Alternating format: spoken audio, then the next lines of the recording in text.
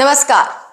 देखिए, मेरा पहला सवाल तो यही है कि सहारा निवेशकों का जब आंदोलन होता है और देश भर से ये आह्वान किया जाता है कि आप सभी लोग ज्यादा से ज्यादा संख्या में ये जो आंदोलन हो रहा है सहारा के निवेशकों का, इस आंदोलन के साथ जुड़ें, तो लोग वहां पर पहुंचते क्यों नहीं हैं?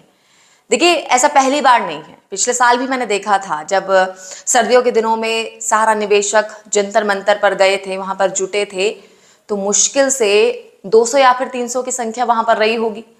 और इस बार भी जब हमारी टीम सहारा इंडिया के आंदोलन में पहुंची तो हमें मुश्किल से 2 से 300 लोग ही नजर आए हैं।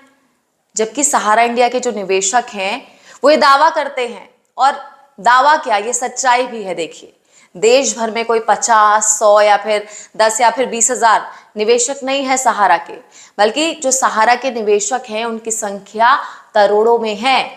लेकिन होता क्या है, जब सहारा इंडिया के लोगों को कहा जाता है कि आप सभी एक जगह पर जुटें और सरकार से अपने पैसों को आप मांगे, अपनी मांगों को आप सरकार के सामने रखें, एकजुट हो और आंदोलन का हिस्सा बने, तो लोग वहां पर पहुंचते ही नहीं है। अब देखिए, यहां पर सवाल उठता है कि क्या सहारा निवेशकों की जो संख्या है वो लाखों या फिर करोड़ों में नहीं है, या फिर कोई दूसरी बात है? क्या लोग ये सोचते हैं कि जब पैसा मिलना होगा तब मिल जाएगा और नहीं मिलना होगा तो नहीं मिलेगा? मतलब समझ में नहीं आ रहा है कि दिमाग में उनके चलता क्या है। और ये जो लोग हैं ये आंदोलन से दूर रहते क्यों हैं? क्या उन्हें ऐसा लगता है कि भाई जब आंदोलन में जाएंगे तो वहां पर गोलियां चल जाएंगी, उनकी मौत हो जाएगी? या फिर उन्हें ऐसा लगता है कि आंदोलन में जो पुलिस है वो लाठीचार्ज कर देगी उनके ऊपर और ये सब लोग जख्मी हो जाएंगे? अगर ऐसा है तो बताइए, खुलकर बोलिए, आखिर क्यों नहीं पहुंच रहे हैं लोग इस भीड़ में? वहां पर लोग किस बात से डरते हैं? चिढ़ाओ मत, चिढ़ाओ मत। जितनी तेजी से तुम एसी में बैठकर सदन में कह रही हो, उतनी ही तेजी से देश के निवेशकों का पैसा बांट दो, अन्यथा तुम्हारे और तुम्हारे राजनेताओं को सड़कों पर रहने नहीं देंगे, रहने नहीं देंगे तुमको। ये मत समझना एक अकेला भगत सिंह काफी, एक अकेला चंद्रशेखर आजाद काफी, एक अकेला हमारे पास राम प्रसाद बिस्मिल और एक अकेला हमारे पास वीर अब्दुल काफी। तो हिंदुस्तान में भी उसी तरीके से दूसरी बड़ी क्रांति आर्थिक आजादी की है। अगर सर पे कफन बांध के निकलना पड़ेगा और इसके लिए किसी भी तरीके की क्रांति करनी पड़ेगी, तो ऑल इंडिया जन आंदोलन संघर्ष न्याय मोर्चा क्रांति करने से नहीं चूकेगा। ये मत सोचना, और ध्यान से सुन लीजिए, ये लड़ाई आपको ही लड़नी पड़ेगी। ये लड़ाई कोई आपका नेता नहीं लड़ेगा, वो लड़ाई लड़ेगा वो नेता जो खड़ा सदन में गया है, वो लड़ाई लड़ेगा जब उसको मोटा ब्रीफकेस पीछे से मिलेगा और उसमें अडानी रहेगा, अंबानी रहेगा, तमाम तरीके से और बड़े भ्रष्टाचारी रहेंगे, उसकी आवाज उठाता मिलेगा, लेकिन आपकी आवाज नहीं उठाएगा। लिख लीजिए, लिख लीजिए, उनसे उम्मीद छोड़िए। आप अगर आप उनसे उम्मीद करेंगे तो आपका पैसा डूब गया है, डूब गया है और डूब गया है, मिलेगा नहीं। यानी खुद बनिए, बनिए और निकलिए, क्योंकि कर बहिया बल आपने, छोड़ पराई आस।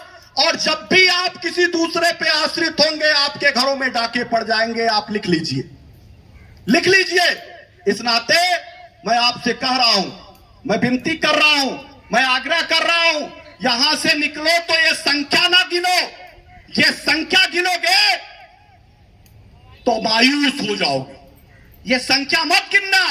एक एक लोग अपने अपने जिलों में जाकर के एक एक लाख फौलाद के रूप में खड़े हो जाना और वहां पे ताकत कराना उन सांसद और विधायकों को कि तुम्हारी सत्ता हमारे बदौलत है, तुम हमारे मालिक नहीं हो, तुम हमारे नौकर हो, सेवक हो, और हमारी सेवा के लिए इस सदन में गए हो, और तुम किसी अपराधी, भ्रष्टाचारी या किसी बाहुबली का पक्षधर रखने के लिए नहीं गए हो, सत्ता से निकाल के बाहर कर। सोचने वाली बात है। यहाँ पर मन में सवाल जरूर उठ रहा है, क्योंकि पिछले देखिए कई महीनों से ये कहा जा रहा था कि सहारा निवेशक जंतर मंतर पर जाने वाले हैं, वहां पर जुटने वाले हैं और वहां पर अपनी बातें रखने वाले हैं। सोशल मीडिया के थ्रू, मैं व्हाट्सएप के थ्रू बात कर रही हूँ, वहां पर लगातार लोगों से आह्वान किया जा रहा था कि जंतर मंतर पर आप 6 अगस्त को पहुंचे।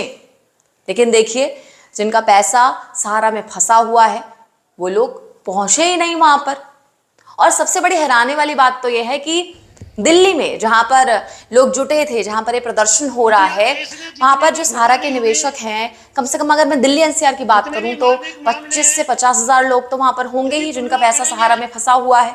लेकिन देखिए, जब आंदोलन की बात आई तो फिर वही हुआ, सिर्फ मुट्ठी भर लोग जंतर मंतर पर पहुंचे। देखिए, मैं अपनी बात करूं तो मैं हमेशा कोशिश करती हूं, जब भी मैं कोई वीडियो बनाती हूं सहारा से जुड़ी हुई, तो मैं लगातार बार बार गुजारिश करती हूं आप सभी लोगों से कि ज्यादा से ज्यादा संख्या में आप एकजुट हो, आंदोलन को सफल बनाएं। देखिए, जो कई भी आंदोलन आज तक सफल हुआ है, इसका जो श्रेय है वो भीड़ को ही जाता है। अब अन्ना हजारे के आंदोलन की बात करें, वहां पर देखिए किस तरह से धीरे धीरे जो भीड़ है वो बढ़ती चली गई और उसके बाद सरकार को झुकना पड़ा। और देखिए, सहारा निवेशकों के तो लाखों करोड़ों रुपए फंसे हुए हैं, लेकिन बावजूद इसके लोग आने को तैयार ही नहीं है। सिर्फ एक दूसरे से उम्मीद लगाकर लोग बैठे हुए हैं, बस एक दूसरे के इंतजार में है कि भाई वो मेरी जगह पर पहुंच जाए जंतर मंतर पर। लेकिन देखिए, सच्चाई इसके उलट कुछ और ही है। जब तक आप लोग इकट्ठा नहीं होंगे, आप इस आंदोलन में शामिल नहीं होंगे, तब तक ये बिल्कुल मुमकिन नहीं है कि आपका पैसा आपको मिल जाए। और देखिए, इस तरह के जो लोग हैं वो आंदोलन को कमजोर कर रहे हैं और सच्चाई यही है। देखिए, अब हो क्या गया है कि अलग अलग शहरों में निवेशकों के अलग अलग तरह के जो गुट है वो बट गए हैं और इन सभी गुटों में एकता का अभाव है। और इस वजह से भी ये जो आंदोलन है, इस आंदोलन में वो धार नहीं है जो कि होनी चाहिए थी।